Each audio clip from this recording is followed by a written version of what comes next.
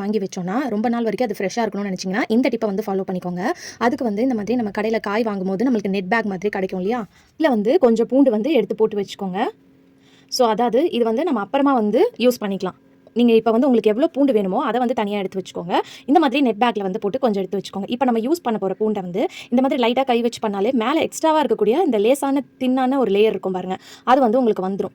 So இந்த மாதிரி ஒவ்வொரு பூண்டுலையும் நீங்கள் இப்படி பண்ணி வைக்கும் போது உங்களுக்கு ரொம்ப நாள் வரைக்கும் பூண்டு வந்து பார்த்தீங்கன்னா ஃப்ரெஷ்ஷாக இருக்கும், உங்களுக்கு கெட்டு போகாது. அதே மாதிரி ஏதாவது ஒரு பூண்டு வந்து நல்லா இல்லைனா கூட அதை வந்து எடுத்துருங்க.